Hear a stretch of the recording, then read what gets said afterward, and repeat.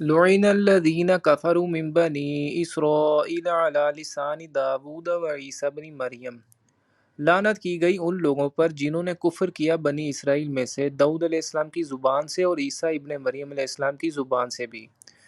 بنی اسرائیل کا جو کردار رہا ہے اس پر ان کے انبیاء ان کے مسلسل لعن طعن کرتے رہے ہیں۔ عہد نامہ قدیم اولڈ ٹیسٹیمنٹ میں حضرت داؤد علیہ السلام کے حوالے سے اس کی بہت سی مثالیں موجود ہیں۔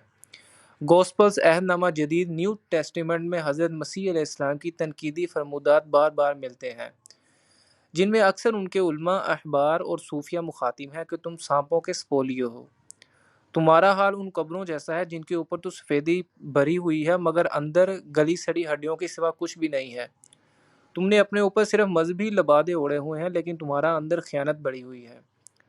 تم مچھر چھانتے ہو اور سموچے اون نگل جاتے ہو۔ ذالک بما عصوا وکانوا یعتدون، یہ اس لیے ہوا کہ انہوں نے نافرمانی کی اور وہ حدود سے تجاوز کرتے تھے۔ کانوا لا یتناہون عن منکر فعلوہ، یہ لوگ ایک دوسرے کو نہیں روکتے تھے ان منکرات سے جو وہ کرتے تھے۔ جس معاشرے میں نہیں انل منکر ختم ہو جائے گا وہ پورا معاشرہ خراب ہو جائے گا۔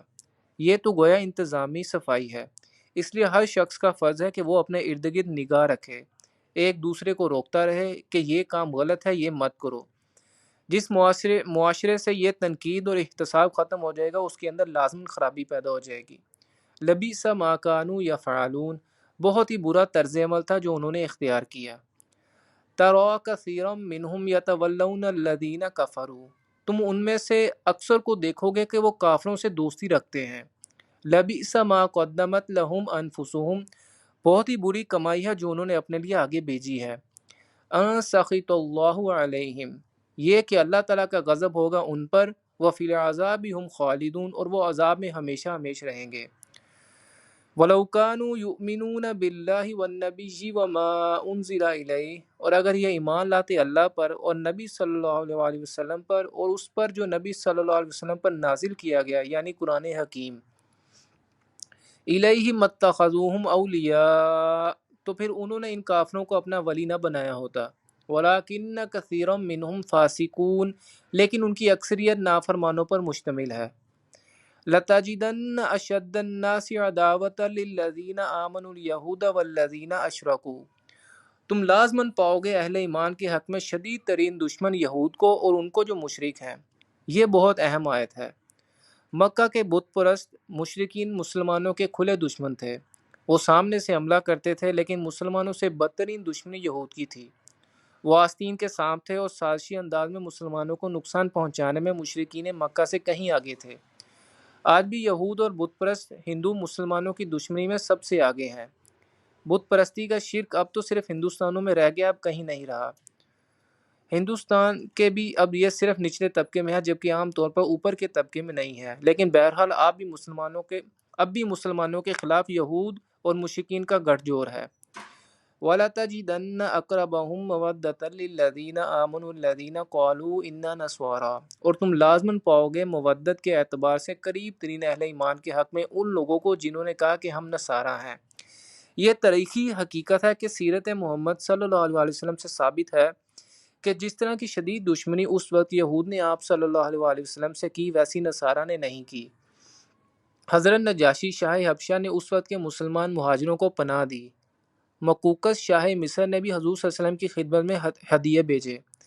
ہرقل نے بھی حضور صلی اللہ علیہ وسلم کے نامہ مبارک کا احترام کیا، وہ چاہتا بھی تھا کہ اگر میری پوری قوم مان لے تو ہم اسلام قبول کر لیں۔ نجران کے عیسائیوں کا ایک وفد آپ صلی اللہ علیہ وسلم کی خدمت میں حاضر ہوا، جس کا ذکر سورہ آل عمران آیت نمبر 61 میں ہم پڑھ چکے ہیں۔ وہ لوگ اگرچہ مسلمان تو نہیں ہوئے مگر ان کا رویہ انتہائی محتاط رہا۔ بہرحال یہ حقیقت ہے کہ حضور صلی اللہ علیہ وسلم کے زمانے میں مسلمانوں کے خلاف عیسائیوں کی مخالفت میں وہ شدت نہ تھی جو یہودیوں کی مخالفت میں تھی۔ ذَلِكَ بِأَنَّ مِنْهُمْ قِسِّيسِينَ وَرُهْبَانًا وَأَنَّهُمْ لَا يَسْتَكْبِرُونَ، یہ اس لیے کہ ان عیسائیوں میں عالم بھی موجود ہیں اور درویش بھی، اور اس لیے بھی کہ وہ تکبر نہیں کرتے۔ یعنی عیسائیوں میں اس وقت تک علماء حق بھی موجود تھے اور درویش راہب بھی جو واقعی اللہ والے تھے۔ بحیرہ راہب عیسائی تھا جس نے حضور صلی اللہ علیہ وسلم کو بچپن میں پہچانا تھا۔ اس طرح ورقہ بن نوفل نے حضور صلی اللہ علیہ وسلم کی سب سے پہلے تصدیق کی تھی اور آپ صلی اللہ علیہ وسلم کو بتایا تھا کہ آپ پر وحی ناموس نازل ہوا ہے جو اس سے پہلے حضرت موسیٰ اور حضرت عیسیٰ علیہ السلام پر نازل ہوا تھا۔ ورقہ بن نوفل تھے تو عرب کے رہنے والے، لیکن وہ حق کی تلاش میں شام گئے اور عیسائیت اختیار کی۔ وہ عبرانی زبان میں تورات لکھا کرتے تھے۔ یہ اس دور کی چند عیسائی علماء اور راہبوں کی مثالیں ہیں، لیکن وہ قسیسین اور رہبان اب آپ کو عیسائیوں میں نہیں ملیں گی۔ یہ اس وقت کی بات ہے جب قرآن نازل ہو رہا تھا۔ اس کے بعد صورتحال بدل گئی۔ بعد میں صلیبی جنگوں کے دوران عیسائیوں نے مسلمانوں کے خلاف جو وحشت و بربریت دکھائی اور ان کے مذہبی پیشواؤں نے جس طرح مسلمانوں کی خون سے ہولی کھیلی، یہ ایسے حقائق ہیں جو تاریخ کے چہرے پر بہت ہی بدنما داغ ہے۔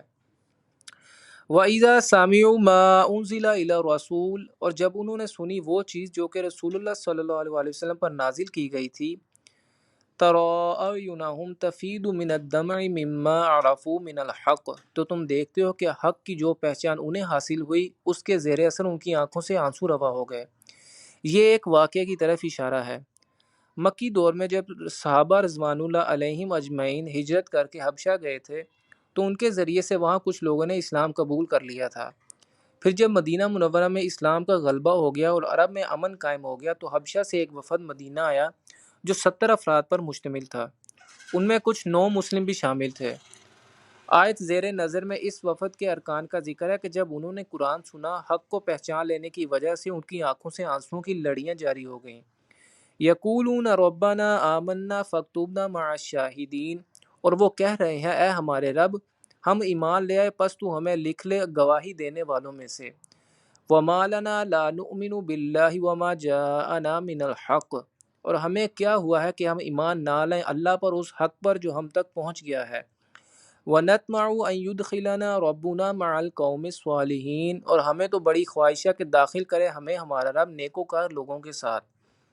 فَأَصَابَهُمُ اللَّهُ بِمَا قَالُوا جَنَّاتٍ تَجْرِي مِن تَحْتِهَا الْأَنْهَارُ خَالِدِينَ فِيهَا، تو اللہ نے ان کے اس قول کے بدلے انہیں وہ باغات عطا کیے جن کے دامن میں ندیاں بہتی ہیں، جن میں وہ ہمیشہ رہیں گے۔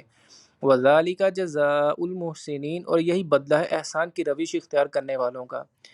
وَالَّذِينَ كَفَرُوا وَكَذَّبُوا بِآيَاتِنَا أُولَٰئِكَ أَصْحَابُ الْجَحِيمِ، رہیں وہ لوگ جنہوں نے انکار کیا اور جھٹلا دیا ہماری آیات کو، تو وہی لوگ ہیں جو جہنمی ہیں۔